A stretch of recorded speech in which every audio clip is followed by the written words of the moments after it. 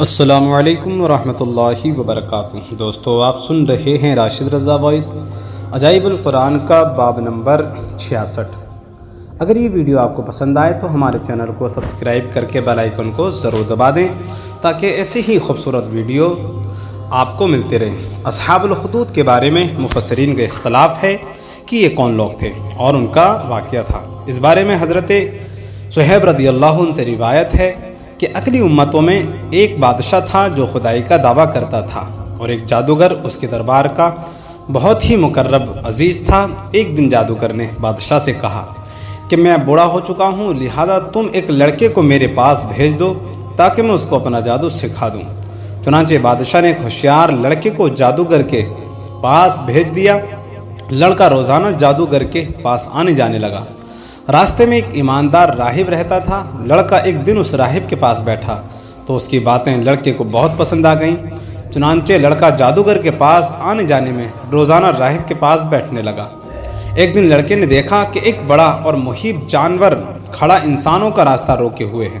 لڑکے نے یہ منظر دیکھ کر اپنے دل میں کہا کہ آج یہ ظاہر ہو جائے گا کہ جادوگر افضل ہے یا راہب۔ چنانچہ لڑکے نے ایک پتھر اٹھا کر یہ دعا مانگی کہ یا اللہ عز و جل، اگر تیرے دربار میں یہ مذہب جادوگر سے زیادہ مقبول و محبوب ہے تو جانور کو اسی پتھر سے مقتول فرما دے۔ یہ دعا کر کے لڑکے نے جانور کو اس پتھر سے مار دیا تو یہ بہت بڑا جانور ایک چھوٹے سے پتھر سے قتل ہو کر مر گیا اور لوگوں کا راستہ کھل گیا۔ لڑکے نے راہب سے یہ پورا واقعہ بیان کیا تو راہب نے کہا کہ لڑکے، خدا عز و جل کے دربار میں تیرا مرتبہ بلند ہو گیا ہے، لہٰذا اب تو عنقریب امتحان میں ڈالا جائے گا، اس لیے کسی کو میرا پتہ نہ بتانا اور امتحان کے وقت صبر کرنا۔ اس کے بعد یہ لڑکا اس قدر صاحب کرامت ہو گیا کہ اس کی دعاؤں سے مادرزاد اندھے اور کوڑھی شفا پانے لگے۔ رفتہ رفتہ بادشاہ کے دربار میں اس کا چرچا ہونے لگا تو بادشاہ کا ایک بہت ہی مقرب ہم نشین جو اندھا ہو گیا تھا اس لڑکے کے پاس بہت سے ہدایف اور تحائف لے کر حاضر ہوا اور اپنی بصارت کے لیے دعا کا طالب ہوا۔ تو لڑکے نے کہا اگر تو اللہ تعالیٰ پر ایمان لائے تو میں تیرے لیے دعا کروں گا۔ چنانچہ وہ ایمان لایا اور لڑکے نے اس کے لیے دعا کر دی تو فوراً ہی وہ اخیارہ ہو گیا اور بادشاہ کے دربار میں گیا۔ تو بادشاہ نے پوچھا کہ تمہاری آنکھوں میں بصارت کیسے آ گئی؟ تو مقرب ہم نشین نے کہا کہ میرے رب نے مجھے بصارت عطا فرماتی ہے۔ بادشاہ نے غضبناک ہو کر کہا کیا میرا سوا بھی تمہارا کوئی رب ہے؟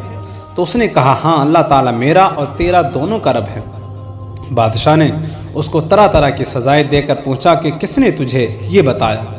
تو اس نے لڑکے کا نام بتا دیا۔ پھر بادشاہ نے لڑکے کو قید کر کے اس کو اس قدر مارا پیٹا کہ اس نے راہب کا نام بتا دیا۔ بادشاہ نے راہب کو گرفتار کر کے اس سے کہا کہ تم اپنا عقیدے کو چھوڑ دو، مگر راہب نے صاف صاف کہہ دیا کہ میں اپنی اس عقیدے پر آخری دم تک قائم رہوں گا۔ یہ سن کر بادشاہ آگ بگولا ہو گیا اور اس نے راہب کے سر پر آرا چلوا کر اس کے 2 ٹکڑے کر دیے۔ اس کے بادشاہ نے اپنے مقرب ہم نشین کے سر پر بھی آرا چلوا دیا۔ پھر لڑکے کو سپاہیوں کے سپرد کیا اور حکم دیا کہ اس پہاڑ کی چوٹی پر چڑھا کر اوپر سے نیچے لڑکا دو۔ لڑکے نے پہاڑ پر چڑھ کر دعا مانگی تو ایک زلزلہ آیا اور بادشاہ کے سپاہی زلزلے کے جھٹکوں سے ہلاک ہو گئے اور لڑکا سلامتی کے ساتھ پھر بادشاہ کے سامنے آ کھڑا ہو گیا۔ پھر بادشاہ نے غیظ و غضب میں بھر کر حکم دیا کہ اس لڑکے کو کشتی پر بٹھا کر سمندر میں لے جاؤ اور سمندر کی گہرائی میں لے جا کر اس کو سمندر میں پھینک دو۔ چنانچہ بادشاہ کے سپاہی اس کشتی میں بٹھا کر لے گئے۔ پھر جب لڑکے نے دعا مانگی تو کشتی غرق ہو گئی اور سب سپاہی ہلاک ہو گئے اور لڑکا صحیح سلامت کے ساتھ بادشاہ کے سامنے آ کھڑا ہو گیا۔ بادشاہ حیران رہ گیا۔ پھر لڑکے نے بادشاہ سے کہا کہ اگر تو مجھ کو شہید کرنا چاہتا ہے تو اس کی صرف ایک ہی صورت ہے کہ تو مجھ کو سولی پر لٹکا کر اور یہ پڑھ کہ مجھے تیرے مار کے بسم اللہ رب الغلام، یعنی چنانچہ اسی ترغیب سے بادشاہ نے اس لڑکے کو تیر مار کر شہید کر دیا۔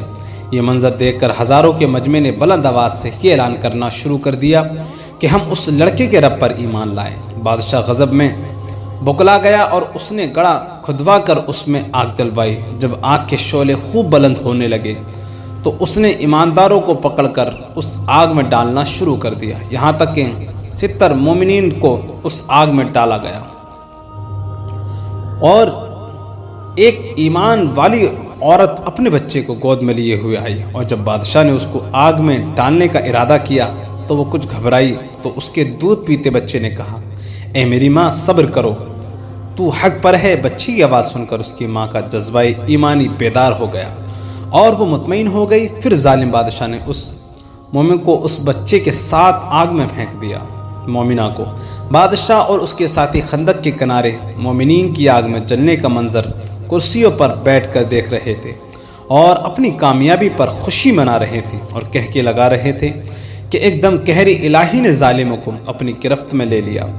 اور وہ اس طرح خندق کی آگ کے شعلے اس قدر بھڑک کر بلند ہو گئے کہ بادشاہ اور اس کے ساتھیوں کو آگ نے اپنی لپیٹ میں لے لیا، اور سب کے سب لمحے بھر میں جل کر راکھ کا ڈھیر ہو گئے، اور باقی تمام دوسرے مومنین کو اللہ تعالیٰ نے کافر اور ظالم کے شر سے بچا لیا۔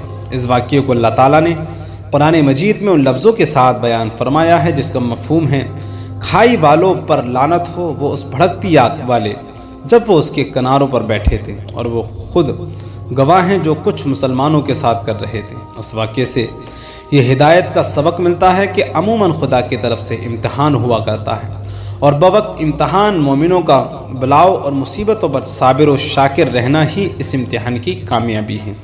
یہ بھی معلوم ہوا کہ ایمان کامل کی یہی نشانی ہے کہ مومن خدا عز و جل کی راہ میں پڑنے والی تکلیفوں اور مصیبتوں سے گھبرا کر کبھی بھی اس میں تذب بذب نہیں پیدا ہوتا، بلکہ مومن خواہ پھولوں کے ہار کے نیچے ہو یا تلوار کے نیچے پانی میں غرق کیا جائے یا آگ کے شعلوں میں جلایا جائے، ہر حال میں بہر صورت وہ اپنے ایمان پر استقامت و استقلال کے ساتھ پہاڑ کی طرح قائم رہتا ہے، اور اس کا خاتمہ ایمان ہی پر ہوتا ہے۔ یہ وہ سعادت عظمہ ہے جس کو نصیب ہو جائے اس کی خوش بختیوں کی معراج ہو جاتی ہے، اور خدا عز و جل رسول اللہ صلی اللہ علیہ وسلم کے بارگاہ میں وہ قرب حاصل کر لیتا ہے کہ آسمانوں کے فرشتے اس کی اعلیٰ مراتب کی سربلندیوں کی مداح اور ثنا خواں بن جاتے ہیں۔ تو دوستو، یہ واقعہ آپ کو پسند آیا تو ہمارے چینل کو سبسکرائب کر کے بیل آئیکن کو ضرور دبا دیں۔